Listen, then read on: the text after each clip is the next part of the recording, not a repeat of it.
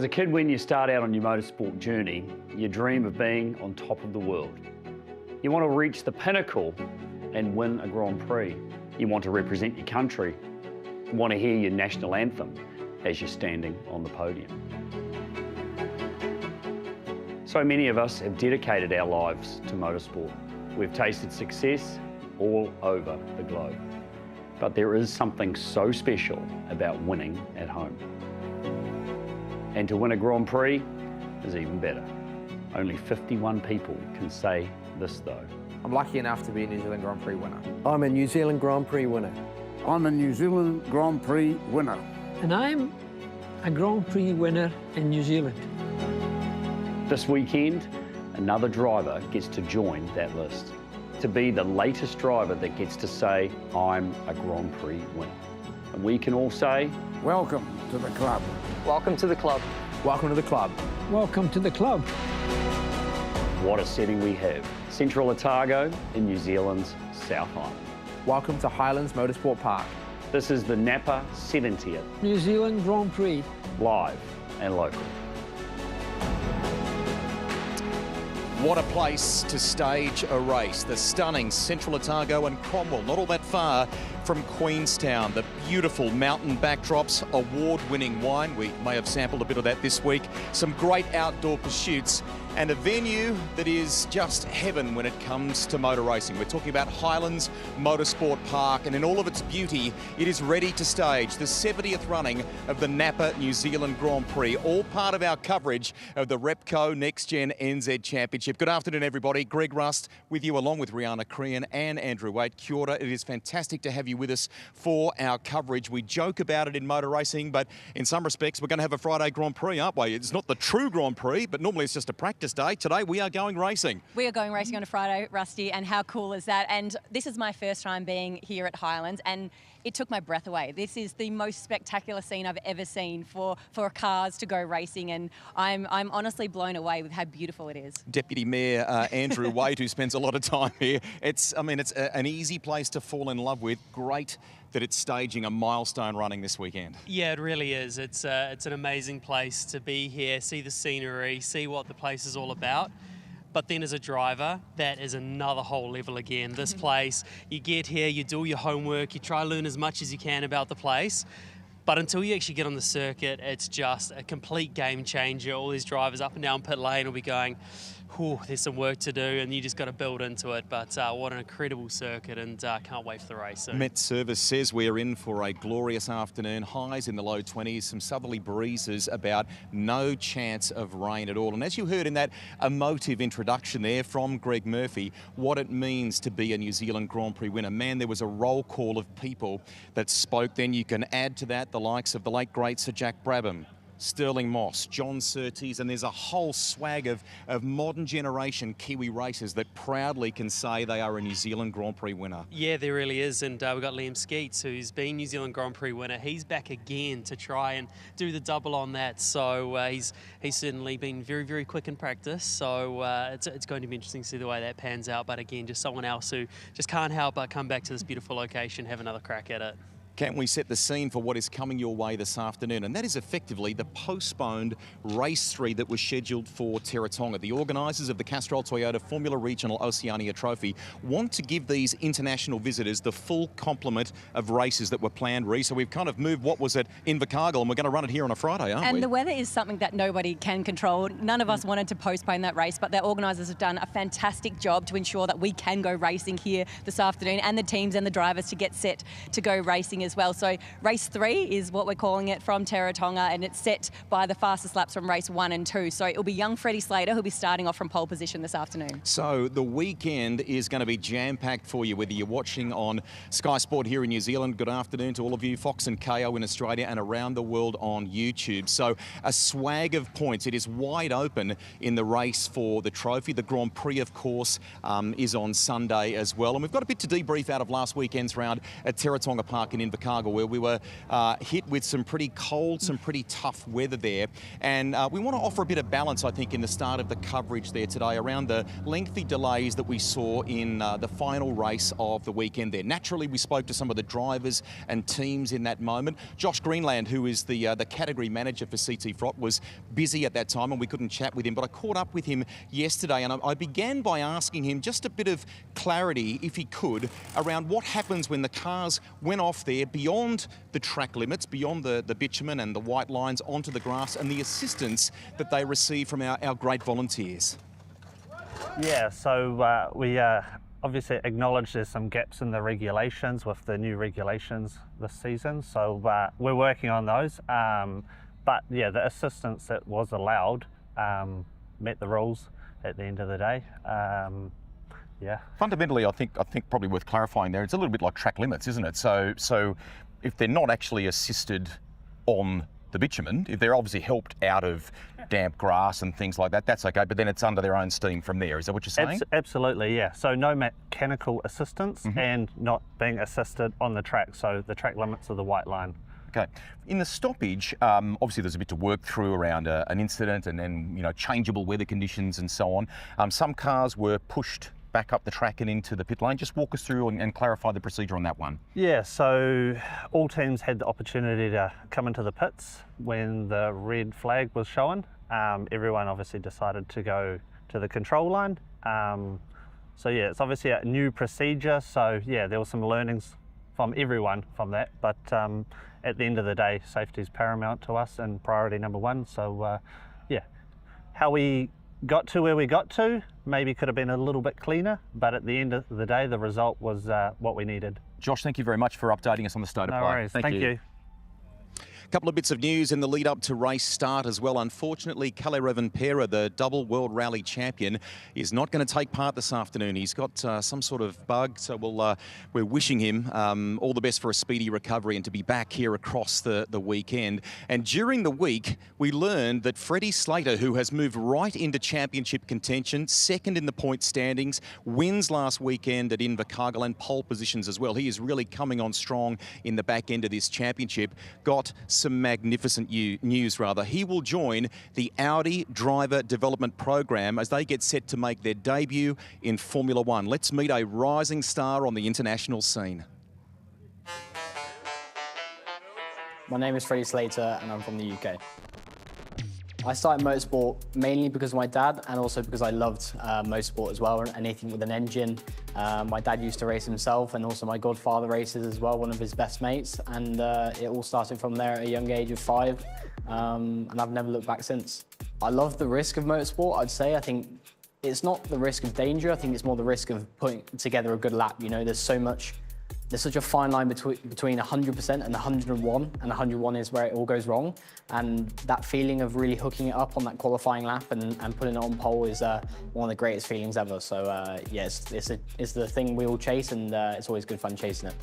I think the most recent, the Formula Regional Championship, managed to win that in 2025, and I think it was a very tricky year. We had a lot of setbacks, that's for sure, and we bounced back in incredible style. So I think that's probably one of my proudest moments. There's been a lot of good moments as well, though, but that's the most recent one, and probably the hardest one. I'm racing in New Zealand for a new experience. I've heard a lot of good things about this championship. A lot of good drivers have come through here to go on to do great things. So it's kind of another experience in my chapter of racing, I guess. And yeah, I just can't wait to get started. I like to do golf and paddle away from motorsport as much as possible. Just trying to relax and kind of enjoy another sport, I guess, that you can switch off from, and then also spend some time with my family and stuff, because obviously with our career it's a very busy schedule, so yeah, it's nice to spend time with them. The music I listen to is probably tries to be chilled, maybe a bit of house music, but I try and calm myself down instead of hyping myself up, because I think if I hype myself up, I'll end up doing something stupid. So I try and calm myself down more. Like, my motorsport idols is tough to say. I kind of try and be my own person as much as possible, but also I look into certain aspects of drivers. Obviously, they've all got many good things in common. Obviously, Max is doing an incredible job with his raw pace, but there's also a lot of things to learn from other drivers as well. So just generally learn from all of them. My motorsport goal is to be multiple Formula 1 world champion. Hopefully the timeline's right, you get the right car, and hopefully I do my job correctly as well. So yeah, we'll give it a good go.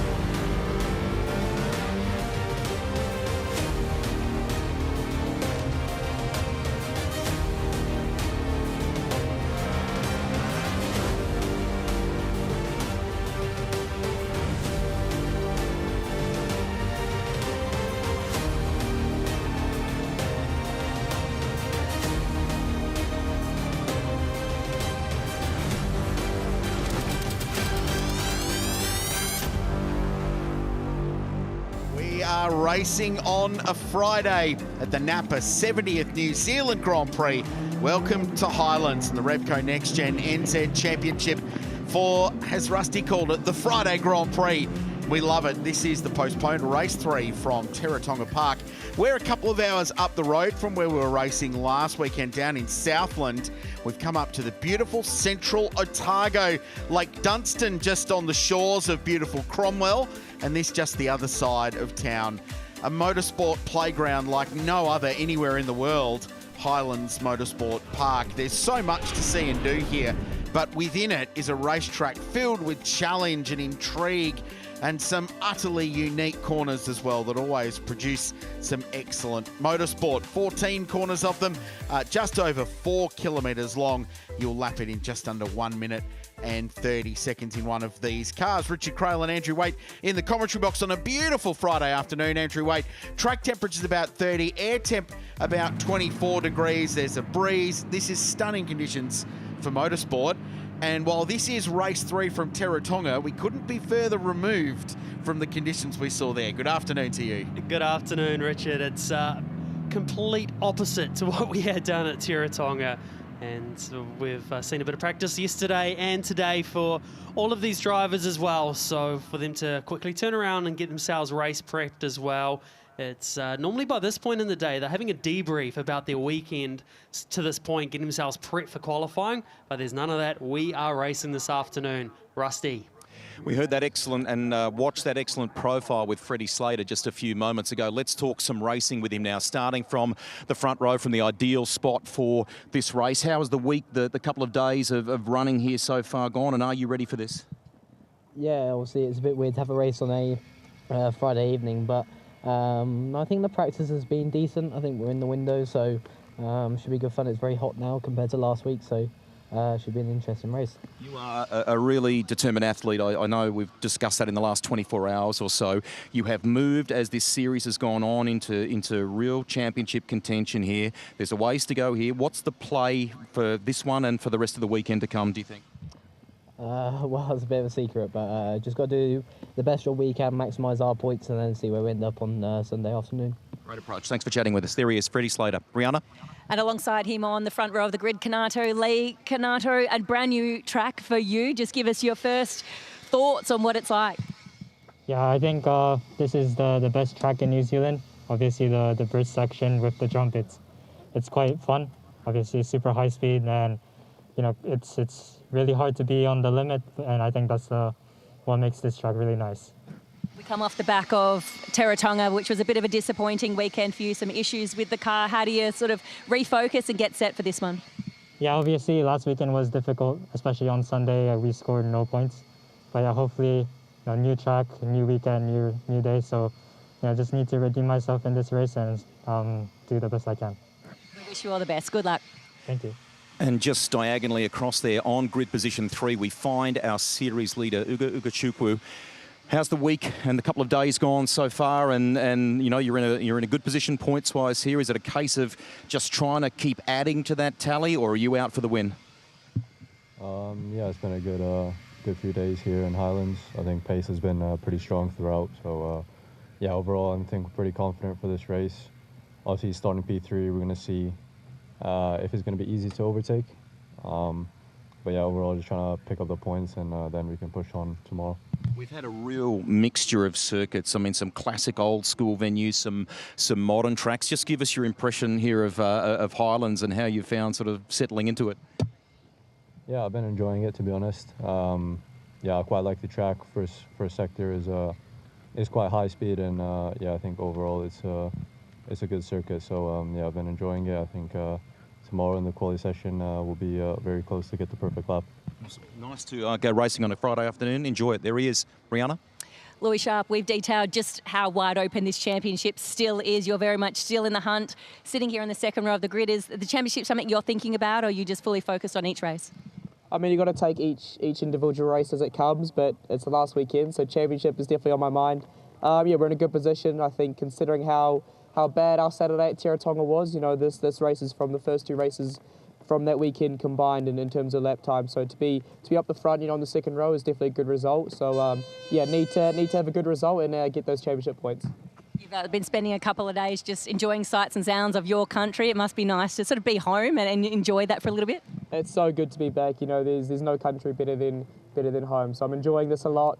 It's been, as you said, a nice few days to kind of relax and unwind from a difficult weekend. But now the focus needs to be back on the job at hand. Wish you all the best, mate. Good luck. Thank you. They are starting to clear the grid here, so we may not get to Zach Schooler in person, but we're going to grab a quick word with Bruin Beasley from MTech. There are a couple of battle scars on Zach's car. There was an incident earlier today, race against time, but you got it done. Yeah, practice 2, we just done the fastest lap of the session and then proceeded to embedded himself on the wall here. So it's been a bit of a mission, all left-hand side of the car, gearbox, but it's ready to go now. Okay. Yeah, and he's on the out lap, sort of talked as though everything's all good? Yeah, look, I mean, it's always going to feel a bit weird because he hasn't, it's brand new, but he says it's okay. So, thank you. That's what we have to do. Greg Russ talking to Bruin Beasley, team chief at MTech Motorsport. Here's another one of his drivers. This is Ryan Wood earlier today. Andrew, you've done more laps here than most. Talk us through. Yeah, this first section here straight away is super fast down into turn 1. You're looking for the entry into the bus stop, and look at that, flat all the way into the bus stop. And then from there, picking the throttle up, try and hold the car towards the inside of the track as much as you can. And then you're on the throttle, full throttle, before you can even see the exit of that corner. Getting the car back to the right-hand side. Awkward braking zone into here, because you've got to sort of turn and brake all at once, get the car turned. Little bit of brake just to help rotate the car through the middle. A little bit of understeer there for Ryan as he's back on the throttle. And then this corner is so important because it's flat from here all the way down to the hairpin. Back on the throttle, blind up over turn 7 there. It's very fast, and then full throttle all the way down to the hairpin, lining yourself up for the braking, and it's bumpy right there as you're trying to get the car stopped. And you really got to focus on the exit here as much as possible, as this is the longest straight on the track without any corners in it. And then before you know it, you're aiming for the bridge. Little lift, flat over the bridge for Ryan, over the top of the crest there, getting airborne, then back on the throttle, running the car all the way to the exit, trying to get back left again, downhill, very blind into here, slightly wide, misses the apex there, and then back on the throttle again, eyeing up the last corner. Is he going to go flat? A little bit of a lift on the way in, then straight back on the throttle, running all the way out to the wall. And that is one full-on lap around Highlands Motorsport Park with Ryan Wood. It happens just under 90 seconds, and that lap of a 1:28.7 was the quickest lap of practice number 3 this afternoon. Now, while the practice sessions are obviously focusing forward towards qualifying and ultimately the Napa 70th New Zealand Grand Prix, it influences what we see this afternoon. The other thing we're going to talk about, 16 laps to race distance as they set off on their formation lap. We have 6 uses of the push to pass, the extra 25 horsepower boost they get. It's been a revolution as well this season. Where do you use it here though? Yeah, there's going to be a few spots that you're going to be able to use the push to pass. It's down the main straight is obviously the main one where we are here, but where I reckon we might be seeing the push to pass is from the carousel down towards the hairpin, because it's flat all the way through there, so you'll be able to set yourself up for a pass in. But then if you do that, whoever's in front has been passed, you'll be able to then use it on the exit of the next corner. So I wouldn't be surprised if we'll see about 3 different spots that could potentially be used. I like the idea of that. It's going to make the racing very exciting. So the grid, reminder, this is race number 3 from round 3 of the championship. We should have been at Teretonga, we're at Highlands instead, but the grid was based on the fastest laps from races 1 and 2 of round 3, which means Freddy Slater starts on pole. The championship leader, Ugo Ugachukwu, out of 3rd, Louis Sharp next, Yvonne David very well. Good weekend down there at Teretonga, and Zach Schooler out of 6th position in that repaired car. Ryan Wood out of 7th, so we know he's got a quick race car. He can work with that. Yuan Pu Tsui has been quick all weekend in practice here and starts inside the top 10. Jack Taylor had a ripping weekend down at Teretonga too, as did Cooper Shipman, his best. McLaughlin and Manson out of 12 on the Creme Insurance starting grid. Jin Nakamura, who is a championship contender, is a long way back in this. He needs to make ground. Ricardo Baptista next, Nolan Alla, Ernesto Rivera, and Trevor La Tourette. Now, Kalle Rovanpera was due to start this one from 4th position. Unfortunately, as the team touched on at the start, he is unwell. As a result, everyone has moved up behind him 1 position on the grid. Championship-wise, Ugachukwu leads by 23 points. Freddy Slater is 2nd, but the next drivers are all very closely stacked. Nakamura is 3 points behind Slater. Louis Sharp is 4 points behind Nakamura, and then 5 points further back you find Ryan Wood. There are 35 points covering the top 5 drivers in the championship. There are 35 points to win this race. And especially, we have so much racing this weekend, don't we? Between today's race plus the 4 races over the weekend as well, there is so much racing coming up. Even though, yes, it's the last round, there is, for the championship side of things, there is so much coming up.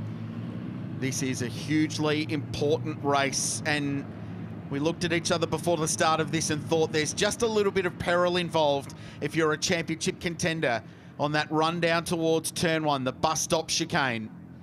We're racing on Friday at Highlands. We're building towards the Grand Prix, but this is to round out round 3 of the championship from Teretonga. Good start from the outside of the front row, but the pole sitter away nicely. Good start, Freddy Slater. Louis Sharp's in there as well off the 2nd row of the grid. Ugachukwu looks down the inside. The high-tech car, silver and black on the inside, but he's going to drop a spot. Ugachukwu goes to 2nd against his closest championship challenger, but Freddy Slater, round 2 for the first time, is going to lead the field. Great start by Freddy Slater there to get onto the lead, and therefore for Kanato Lee there, he just got a bit, once he gets stuck on the outside there, it is so hard to get back, so he just had to sort of filter back into position there. Still sorting themselves out behind 2x2 on the run under the bridge and then into this carousel. It's an amazing banked corner that is more banked than it looks like on TV. It's an awesome bit of road, and then flat all the way up here through the lefts and rights, and then into one of the biggest stops on the racetrack, and certainly a key overtaking opportunity. We're seeing that now. Zach Schooler sends it down the inside of Yvonne David and wrestles 5th position away.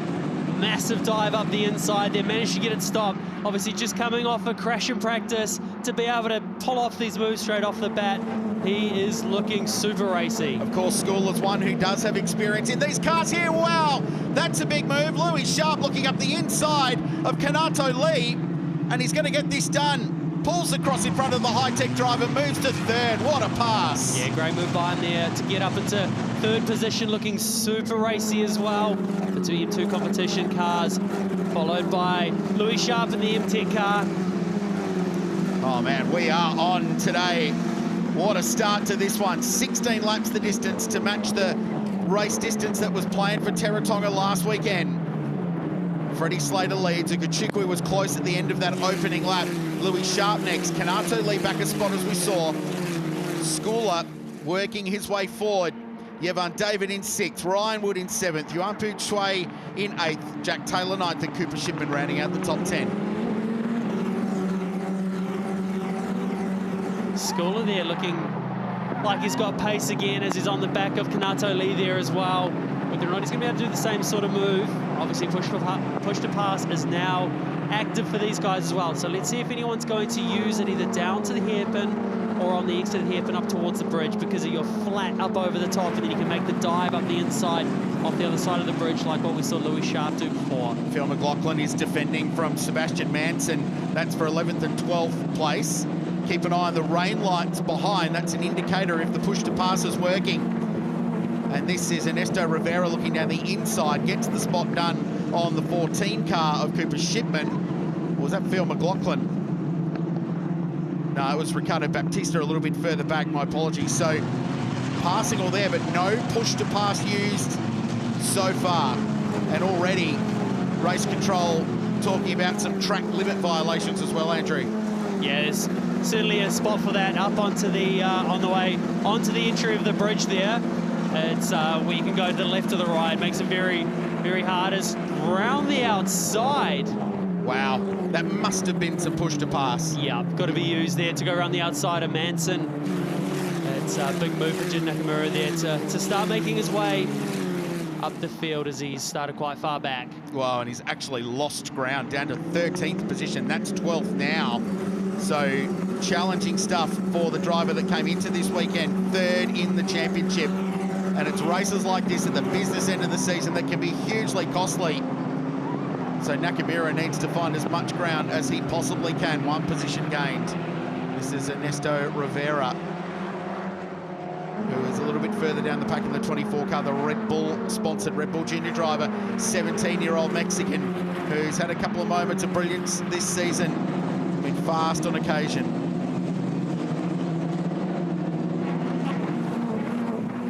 Nolan Alla, 14th position. He's in the 52 car for Giles Motorsport, the Martini liveried car. Love that shot over the bridge, all four wheels off the ground. Well, it's completely blind as you go up over there as well, and you're just so committed on the way up and over the top there. And it's a good passing maneuver as well coming off that bridge.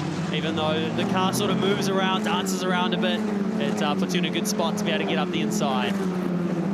Freddy Slater sets the quickest lap of the race, but it's still only 0.4 of a seconds back to Ugo Ugachukwu. Louis Sharp in third, has Kanato Lee in close company, and Zach Schooler next.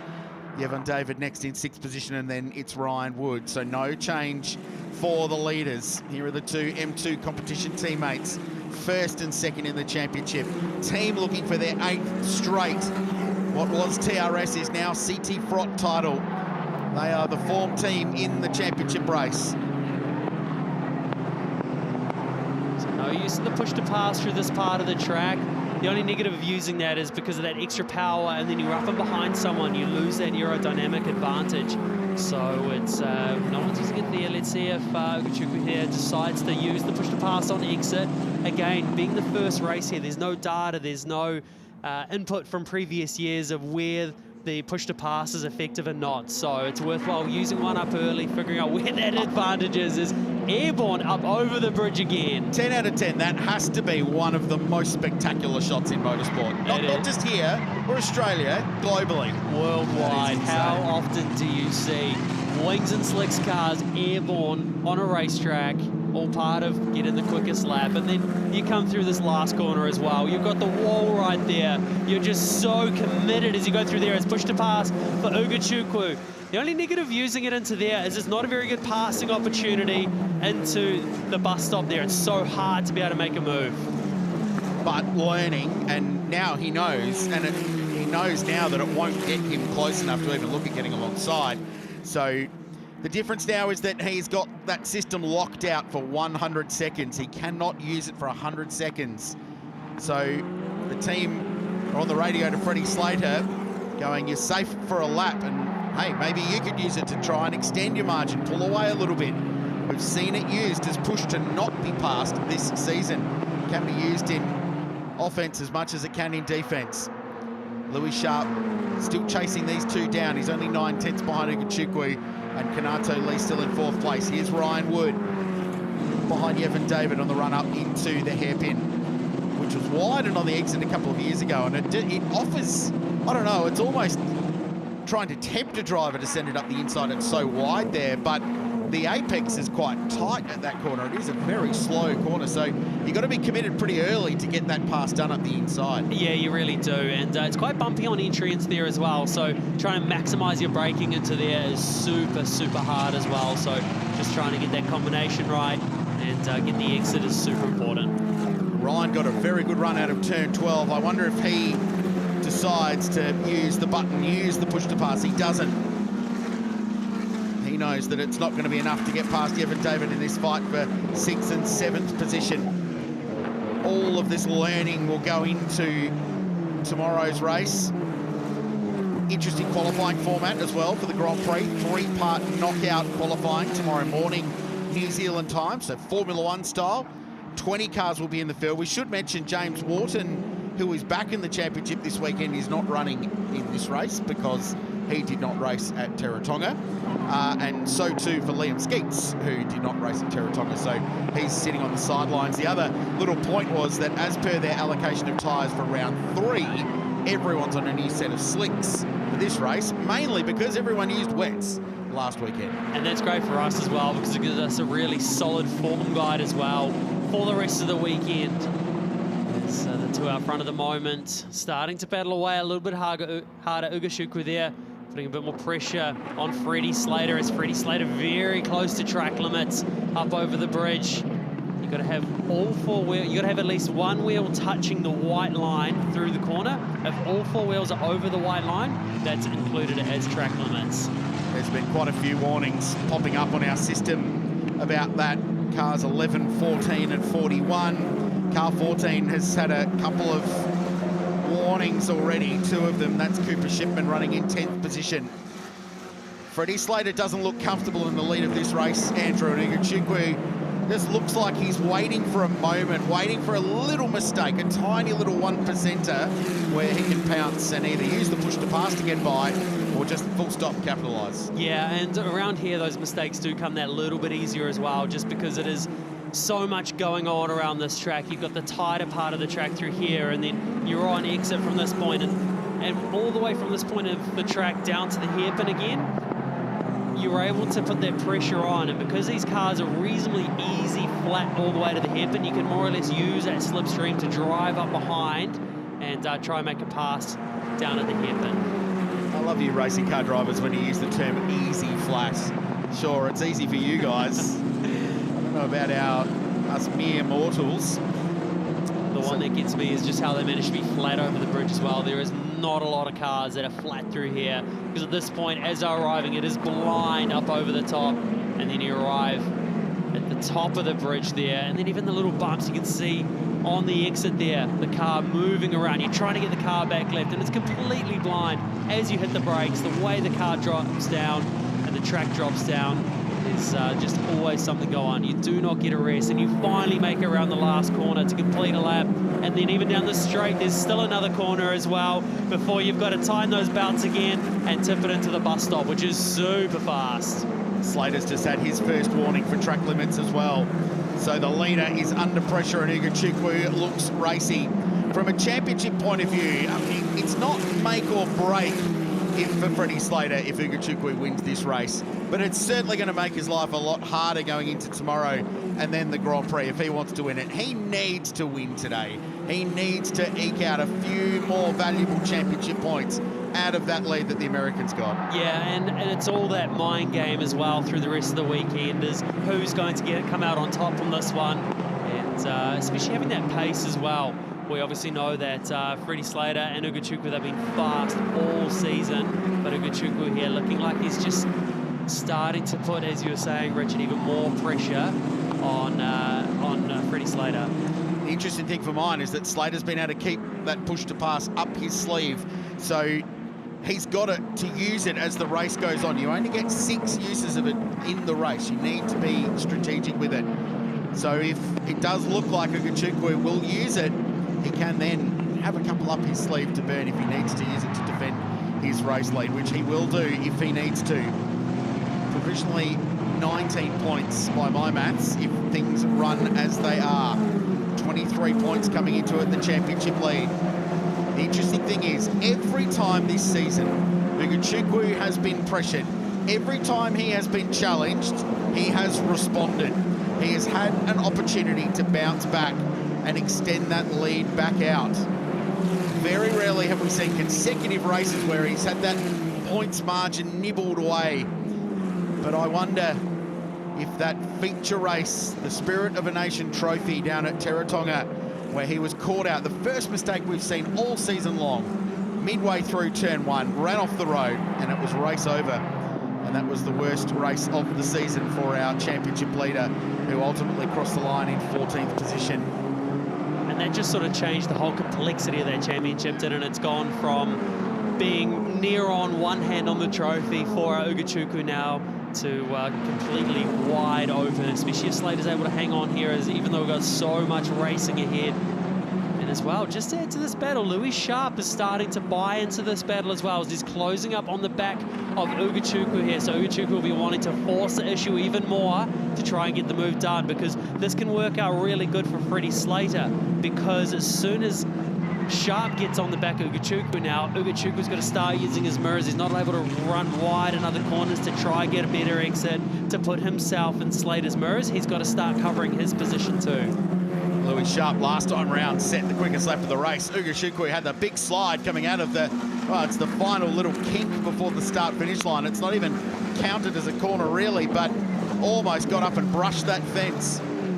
Very close to it on exit. It's pretty breathtaking. I think you're supposed to go and stand on the pit wall there, but you can sneak out there and have a look. It's pretty scary how close the cars are. You could reach out and touch them with a little finger just hanging over the wall. Don't recommend you do that, ladies and gentlemen. Stay behind the painted lines and catch fencing. 1, 2, 3, the leaders locked together. Just 1.1 seconds covering them, and Kanato Lee used push to pass last time round on the start finish straight, but he was running in clean air, so he was using it just for a little bit more outright speed to try and close that margin. And then watching them all on, his best race in a little while is Zach Schooler, who's up to 5th place. You're not missing anything further back, but Yvonne David continues to find himself under pressure from Ryan Wood, and now feels like he needs to defend heavily into the hairpin. So let's see how this plays out as Wood gets a good drive off the corner, but still decides to not use the push to pass in the run down towards the bridge. So he may be on that 100-second lockout as well, as Wood pushes the car super hard through the S's up over the bridge, as it is a good passing opportunity, as we were saying before, on the way into that left-hander there.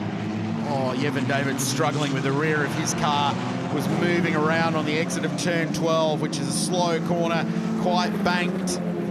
And you need to be good getting your power down out of there, because otherwise it leaves you exposed all the way down this long start-finish, not quite straight, and then down towards the bus stop here. But he managed to do a nice job. Freddy Slater sets the quickest lap of the race, 1:29.2 on lap 10. So your point about Louis Sharp buying into this battle pack, it may well have just taken the pressure off a little bit. That was a mistake from Yevon David. It's opened the door for Ryan Wood to go through, and Sway's going to get past as well. 2 spots dropped for the Sri Lankan driver, and all of a sudden he finds himself down in 8th place. Be interested to see what kind of lap times Ryan Wood can pull out here now as well. He has clean air, but at the same time he's obviously been locked into that battle behind, so yeah, Yevon David there. So what's happened in that situation, he's just run a little bit wide, and as soon as you get out there, you're on the marbles, which is all that rubber pickup, and it gets really bad around that long corner, and from that point, you just can't get the car back in. So slightly wide, very, very small mistake, and consequences are a couple of positions lost, and especially now as tyres are dirty for a few corners, so all of a sudden he's under even more pressure by Jack Taylor. who has found a lot of form in the back half of the season. It's been spectacular, and was that surprise pole position at Topor that really came from nowhere and then went 6th, 5th and 4th in the first 2 races at Teretonga. So he was continuing on an upward trend before this race was postponed, and then he converted qualifying outside the top 10 in 13th to 9th place in the feature at Teretonga. So he has had a string of top 10 finishes as we've got into the second half of this year's CTFROT Trophy title. And now Yevon gets the tyres cleaned up. We saw that at Teretonga in that one dry race we had, where if you got out in the marbles, Greg Murphy calls it the shingle, you get out in that, it takes you forever to get your tyre back to a point where you can race effectively. Yeah, it really does. And even David is, even though he's lost positions, you can nearly say he's lucky at the same time, because you're that committed through there with that much aero load that when you get that little bit wider, if you go on those marbles earlier in the corner, sometimes you can't even get the car back, and it just slowly takes you out towards the wall. So he got away lightly, really. This has been an amazing story in the championship over the last 4 weeks. Has been the remarkable amount of support that's come the way of this young man, Sri Lankan origins, grew up in Singapore racing. He's outgoing, he's friendly, he's happy, he's an awesome young man to have a chat to. He's been massively engaged with everything going on around him in this part of the world. We've got a really cool series coming up called Love Highlands that I think people are going to really enjoy. And we paired him up with a former All Black, of all things, and he was right onto it from the rugby knowledge as well. Turns out a bit of a rugby background in Sri Lanka, but he's been such an awesome part of this championship. Spent a little bit of time with his dad Johan, who's been out and about as well and enjoying New Zealand. He's been such a fun young driver among many of them in this championship to have as part of Castrol Toyota Formula Regional Oceania this summer. So this has worked out really well for Slater. Slater's all of a sudden found a whole lot of pace, just set the fastest lap of the race, 2 laps in a row, 29.1, and look at the gap he's opened out to Ugachukwu there, who was half a second quicker than him on that last lap. So that pressure's starting to mount from behind. No, at the same time, Sharp's starting to drop off just a little bit as well. So either way, Slater found some pace towards the end of this race. Do you think at this point of the race, lap 13 of 16, on a circuit where you do spend a lot of time turning, you're in that dirty air? Is that Ugo's front tyres just giving up on him? 100%. That's from engineer Richard Crail. That's a perfect... It's a technical term. I was just about to say exactly the same thing. That's exactly what's happened. So, because when you're under that aero load and you're not using... your there's dirty, you're making the front tyres work that bit harder. They're not being pushed to the ground. So that's exactly what's going on there for Ugachukwu there. He's just cooked those fronts, trying to hang on to the back of Slater, trying to put a move on him. And that's where that gap's opened up. So whether or not as well, he's giving the tyres a breather. It'll be interesting to see the next couple of laps to see if he's got the pace to come back at Freddy Slater there. And as I say it, Ryan Wood has just gone and done the fastest lap of the race with a 28.9. That's not far. It's about 1/10 of a second off the actual lap record for the FT60 CTFROT car here at Highlands, which is a 1 minute 28.83, just set by Liam Skeets in the 2024 New Zealand Grand Prix. So Ryan Wood would like a lap record. If he can't get any higher up the leaderboard than P6, a little lap record might be nice. But what we're learning about Ryan is that he has a very fast race car beneath him, and if he can qualify well for the Grand Prix, he is going to be an absolute threat. Yeah, he certainly will be. We saw how much those race wins have meant to him so far, being part of this championship. So for him to have a crack at the New Zealand Grand Prix will certainly be one that he wants to tick off the list, as we know some amazing names that have won the Grand Prix and not only done that, but gone on all the way to Formula One. And make no mistake, Ryan Wood is still very much in championship calculations. 35 points coming into this race. As they run, he would actually move to 4th. He would jump Jin Nakamura, who is still stranded at the back half. In fact, he's not even in the top 10. He's got to 11th position at the moment. So he'd lose a few points in relation to Ugachukwu and Slater out in front, but he would gain a position fighting for the top 3. The beauty of this weekend as well, Andrew Waite, as we start lap 15 with 2 to go, is that there's really 2 things at stake here. There's a championship, which only a finite number of drivers are going to be able to win. And then there's a New Zealand Grand Prix, which any one of the 20 drivers on the grid could win. I love that duality of the weekend. So if you're in the championship fight, you're thinking about that. But if you're second in the New Zealand Grand Prix on the final lap and the championship's on the line, but the door opens to maybe win the Grand Prix as well, all of a sudden there are decisions at stake. So there's so many little subplots within this weekend that I absolutely love. And I think we're learning a little bit tonight about how this is going to play out. We certainly are, and it gives us a great form guide as we head into the rest of the weekend as well, with the way that practice has been so far. It's as us sitting down talking to the crew before the race, thinking it's hard to tell. There's no one single car that's fast. Everyone in practice up to this point has shown pace that we've seen at the front of this championship, so it's been reasonably jumbled, but Freddy Slater here has clearly got some pace in the back half. Well, the other point of that, let's say Ugachukwu is leading the championship and the New Zealand Grand Prix on the last lap. Ryan Wood's second and can't win the championship. He's 1,000% going to have a go at winning the Grand Prix, and if you're Ugachukwu, probably sacrificing that to get the bigger trophy. Yeah, it's that's a pretty tough decision, as we know those Grand Prix are so important, and Ugachukwu already winning the Macau Grand Prix to add that other Grand Prix trophy to his name. It's certainly be a hard decision, and one that's going to take a split second whether or not it's a right or wrong decision. Fortunately, it's not one neither you nor I have to make this weekend, and we will be entertained regardless. A racy start to this one, and a beautifully managed race as well by Freddy Slater, who just worked his way into it, fended off the challenges from Ugachukwu early on. He's burning some push to pass now.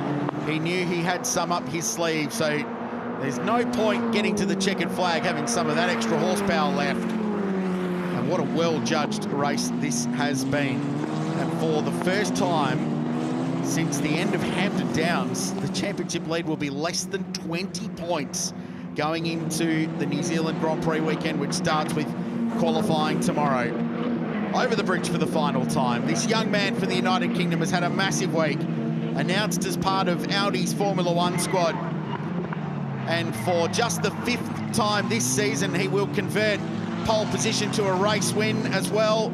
It is championship game on, and Freddy Slater is a contender.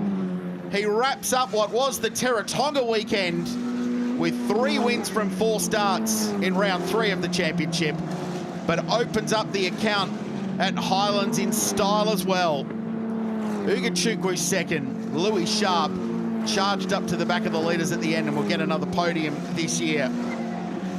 And that will help him from a championship point of view. In fact, both he and Ryan Wood will jump Jin Nakamura from a championship standings point of view. Jin did make a pass on that last lap on Cooper Shipman there, so Jin Nakamura does still hold on to 4th place. Good point. It is getting super, super tight in this championship. The battle is heating up here at Highlands. Provisionally, just 18 points the margin now between the championship leader and the guy that won that race. The young Brit Freddy Slater on top to round out the Teretonga weekend. Ugachukwu second, Sharp, Lee, Schooler, Wood, Jin Nakamura, as you said, Andrew Waite just scratched into the top 10 on the final lap of the race to get himself to 10th. Jack Taylor just in front of him, another top 10 for him. Outside of it, Phil McLaughlin, Seb Manson, Ernesto Rivera, Ala Baptista and Lord La Tourette. Calais Rovanpera unfortunately not starting this race. So highlights as we put a full stop on round 3 of the championship and move 4 into the 4th. Great start from pole. Gee, Louis Sharp for a moment, just for a moment, looked like he was going to go around the outside there at 1. And that is not a corner to be 3 wide. Thought better of it, tucked back in, and it worked out. His Schooler there, the massive move on Yevon David, super early, recovering from a crash in practice earlier today. To throw a move like that on the lap, on the first lap, is a great job. He ended up in P5, sort of running on his own for the rest of that race, but what a great move. And there were a couple of those early. That pass from Louis Sharp to get up into the podium finishing positions here was outstanding. We can confirm as well that with that race, Ryan Wood has claimed the rookie championship, can no longer be beaten for the rookie championship, and that's rookies in Formula regional cars anywhere in the world. So well done, Ryan Wood. He rookie champion in Castrol Toyota Formula Regional Oceania Trophy. But what a performance, picture perfect, arguably his best drive of the season. Right at the moment it counted. Freddy Slater wraps up round 3 with an impressive victory on Friday at Highlands.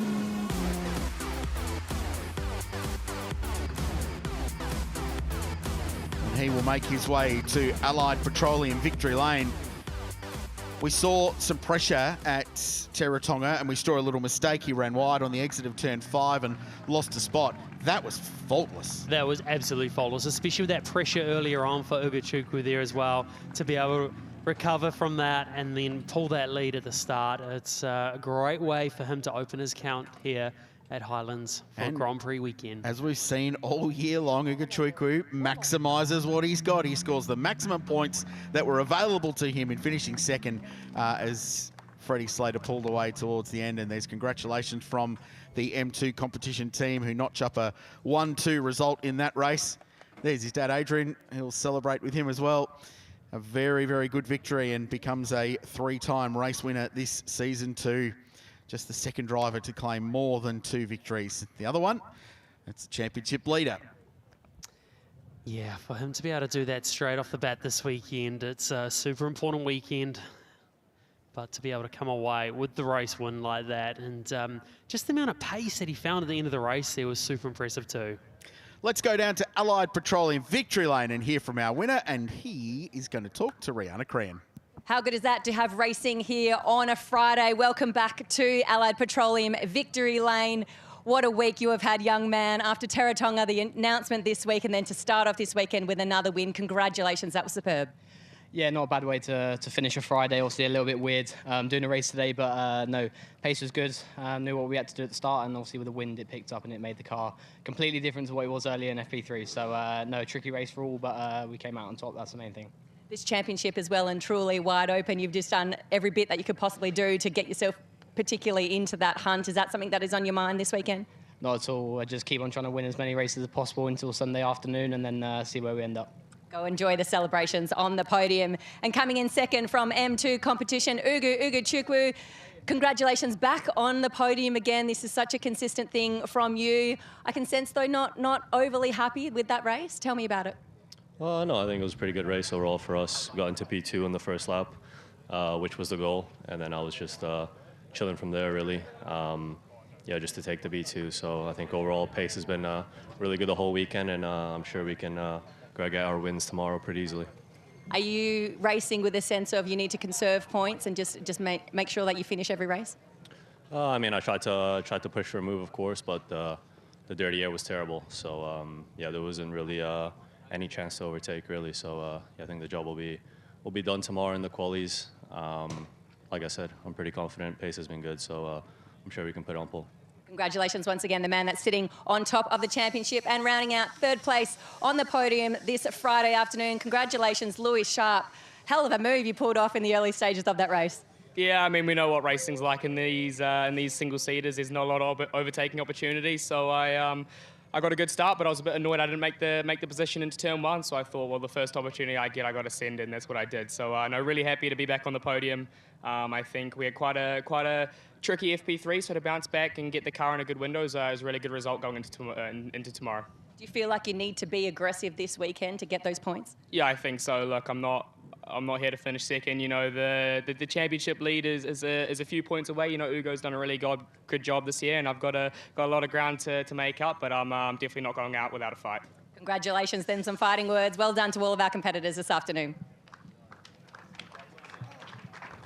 Time now for the podium for what was scheduled to be race 3 at Teretonga Park in Invercargill last weekend, but staged here, of course, at Highlands on a Friday for the Castrol Toyota Formula Regional Oceania Trophy. The trophies are going to be delivered by Andrew Davis, Vice President of Toyota New Zealand. Thank you for being here, Andrew. In third place today, from New Zealand, representing MTech, how about it for Louis Sharp?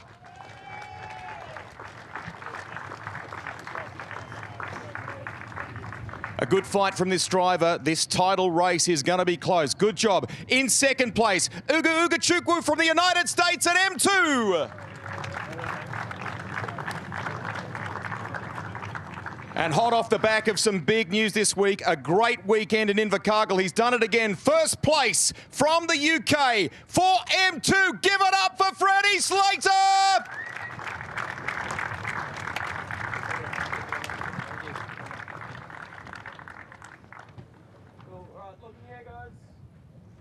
The media capturing the moment. We say well done to our top 3 drivers there, but our podium presentation as we get the final photos of this moment isn't quite done. We have something very special to present this afternoon. We now know who is the Castrol Toyota Formula Regional Oceania Trophy winner of the Rookie of the Year. Andrew Davis will present this very special trophy at a time when he's about to start his journey with Toyota in supercars. Ladies and gentlemen, from M-Tech Motorsport and New Zealand, your Castrol Toyota Formula Regional Oceania Trophy Rookie of the Year, Ryan Wood.